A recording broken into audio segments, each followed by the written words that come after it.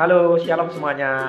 Jadi kita patut bersyukur kepada Tuhan Yesus Kristus karena kita tetap diberi kesehatan, semangat belajar, dan untuk saat ini kita tetap mematuhi protokol kesehatan supaya virus corona atau COVID-19 segera hilang dari muka bumi. Seperti itu. Kami dari kelompok 2 topik bilangan cacah akan mempresentasikan yaitu bagian kami operasi perhitungan perkalian, pembagian, ordering, dan eksponen. Silakan menyimak dan selamat menonton video presentasi kami. Tak kenal maka tak sayang. Jadi izinkan kami supaya kami dari kelompok 2 bisa memperkenalkan diri kami.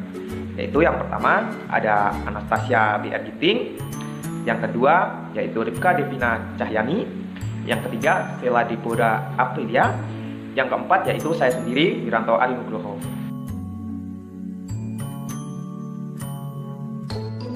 Hai teman-teman, minggu lalu kita sudah menyimak video pembelajaran penjumlahan dan juga pengurangan bilangan cacah dari kelompok 1. Seperti yang dijelaskan sebelumnya, bilangan cacah adalah himpunan bilangan yang tidak negatif dan dimulai dari angka 0 dan diikuti dengan menambahkan satu angka dari angka yang sebelumnya.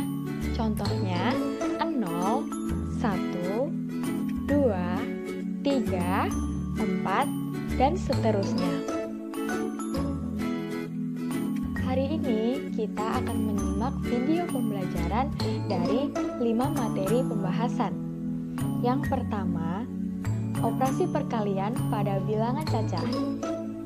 Yang kedua, operasi pembagian pada bilangan cacah. Yang ketiga, perpangkatan atau eksponen bilangan cacah.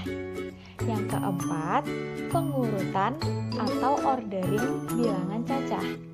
Dan yang terakhir, kelima adalah wawasan Alkitabiah. Mari kita simak video pembelajarannya. Operasi perkalian bilangan cacah.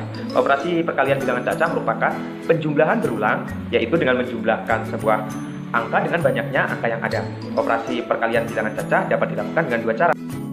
Cara yang pertama yaitu dengan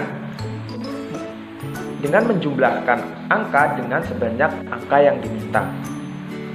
Itu cara pertama ini biasanya kita pakai ketika jumlah angka yang dipakai dalam perhitungan hanyalah 1 digit. Kita langsung masuk ke contohnya. Contohnya di sini adalah 4 kali 3. Yaitu kita harus membagi angka 4 yang di depan ini menjadi 3 karena yang dimintakan 3. Seperti itu. Jadi di sini kita 4 kali 3 sama dengan 4, 1, ditambah 4 lagi 2, tambah 4 lagi 3. Jadi sudah memenuhi. Dia mintanya 3 seperti itu. Jadi tinggal ditambahkan saja. 4 tambah 4 yang pertama yaitu 8. Masih ada nih satu lagi 4 lagi. Jadi 8 ditambah 4 yaitu 12. Jadi 4 dikali 3 yang hanyalah 1 digit ini itu hasilnya adalah 12. Yuk kita akan lebih memperdalam lagi di contoh yang kedua. Tetap pada 1 digit, yaitu angka yang dipakai itu hanya 1 digit perkaliannya, yaitu 9 kali 5 sama dengan seperti itu kan. Jadi di sini 9-nya kita tulis sebanyak 5 kali karena 9-nya itu diminta 5. Kalau yang contoh pertama tadi kan 4-nya diminta 3. Sekarang nomor contoh yang kedua ini 9 diminta 5. Itu kita bisa tuliskan 9 ditambah 9 2. Mudahan kan tambah 9 lagi 3, tambah 9 lagi 4, ditambah 9 lagi udah 5, udah memenuhi gitu kan. Terus kita bawahnya lagi kita tulis yaitu 9 ditambah 9 kan 18. Terus sebelahnya lagi ataupun seterusnya itu 9 ditambah 9 lagi kan 18 lagi udahan. Nah, ditambah 9 yang paling akhir kan.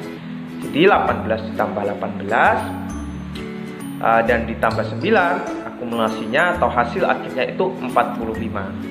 Jadi inilah penjumlahan angka dengan sebanyak yang diminta dan perhitungan hanyalah 1 digit, seperti itu. Kita akan melihat cara yang kedua yang digunakan, tetapi perkaliannya meminta untuk 2 digit bahkan lebih. Kalau sebelumnya itu hanyalah 1 digit, misalnya tadi contoh 1 adalah 1 digit dikali 1 digit. Sekarang cara yang kedua ini dipakai kalau yang diminta itu 2 digit. Jadi 2 digit dikali 2 digit, seperti itu. Cara ini dapat kita pakai kalau lebih 1 digit ya. Jadi 2 digit, 3 digit, 4 digit itu bisa perkalian ke bawah. Itu cara kedua, perkalian ke bawah.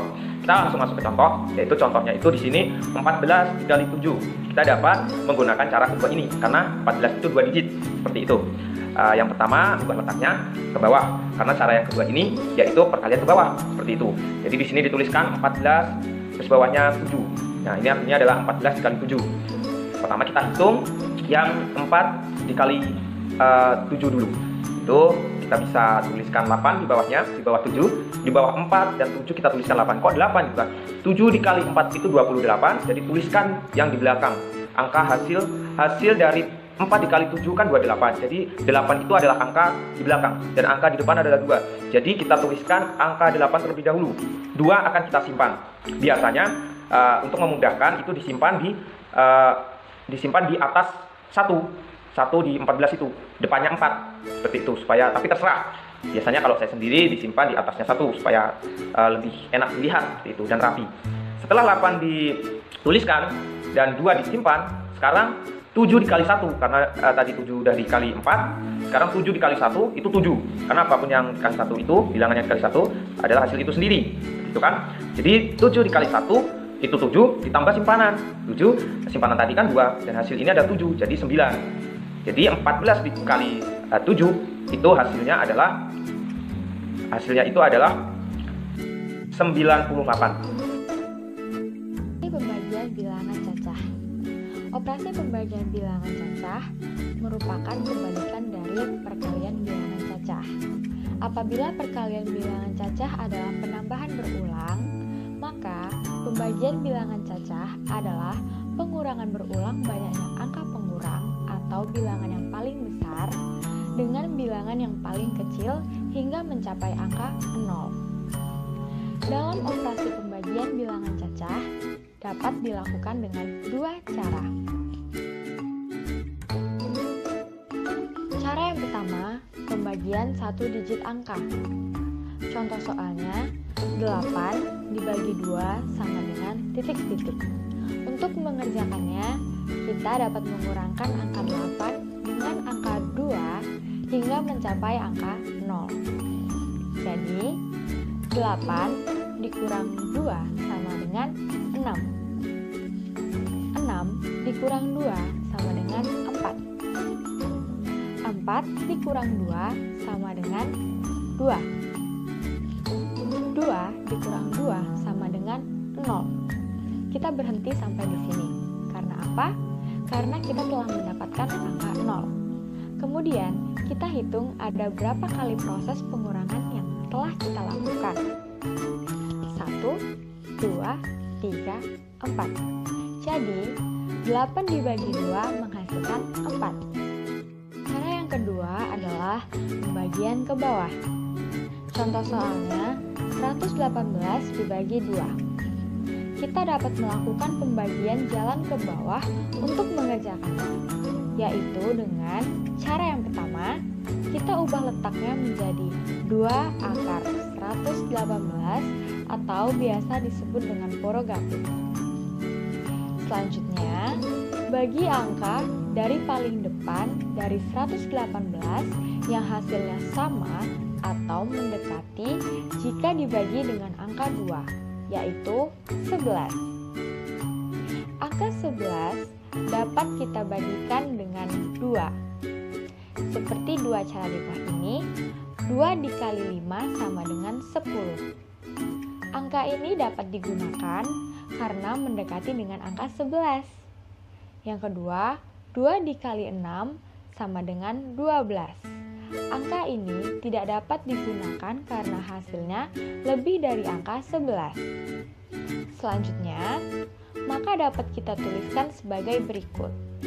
Tuliskan angka 5 di atas angka 118. 5 dikali 2 sama dengan 10, kemudian 18 dikurangi 10 sama dengan 18. Kemudian, kalikan lagi pembaginya, yaitu angka 2 dengan beberapa angka sampai menemukan hasil yang mendekati atau sama dengan 18.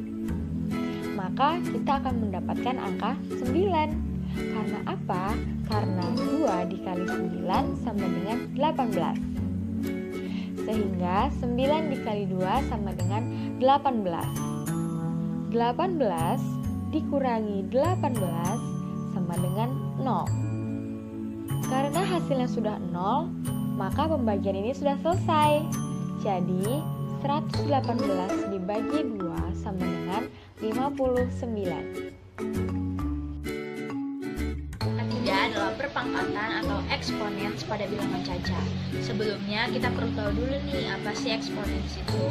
Jadi eksponens merupakan bilangan berpangkat yang berfungsi untuk menyederhanakan angka perkalian yang nilainya sama. Ingat ya, yang nilainya sama. Nah, contohnya 4 dikali 4 dikali 4. Nah, itu bisa kita sederhanakan dan kita tulis jadi 4 pangkat 3. Atau untuk memahami konsepnya, kita bisa juga A pangkat N sama dengan A dikali A dikali A dikali A dan seterusnya sampai N kali. Nah, dengan A sama dengan bilangan bulat dan N adalah bilangan pangkatnya. 4. Pengurutan atau ordering bilangan cacah. Ordering atau mengurutkan angka berarti menyusun angka baik dari kecil ke besar atau ascending order maupun dari besar ke kecil ataupun descending order. Ordering dan exponents adalah menyusun bilangan berpangkat baik dari urutan terkecil ke besar atau ascending maupun dari urutan terbesar ke kecil atau descending. Terdapat dua jenis kasus dalam mengurutkan bilangan berpangkat. Contohnya A pangkat B pangkat Q, dan C pangkat R. Yang pertama, apabila bilangan yang dipangkatkan sama, yaitu dalam kasus ini A, B, dan C, maka untuk penyelesaiannya kita harus mengurutkan pangkatnya saja, yaitu P, Q, dan R. Kedua, apabila bilangan pangkatnya sama, yaitu P, Q, R, maka untuk menyelesaikannya kita harus mengurutkan bilangan A, B, dan C. Contoh, ada bilangan 2 pangkat 22, 3 pangkat 44, dan 4 pangkat 23. Tentukanlah ascending order dan descending order dari bilangan di atas. Dari contoh soal di atas, maka bilangan yang dipangkatkan tidaklah sama, yaitu 2, 3, dan 4. Oleh karena itu, maka yang harus kita lakukan adalah membentuk agar pangkat-pangkat dari bilangan tersebut menjadi sama.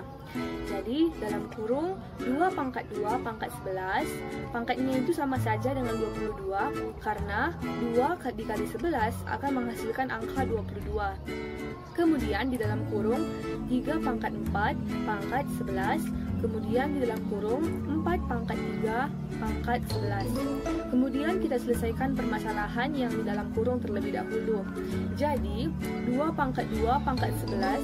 Jadi yang kita kerjakan dulu di dalam kurung yaitu 2 pangkat 2 sama dengan 4, 3 pangkat 4 sama dengan 81, 4 pangkat 3 sama dengan 64.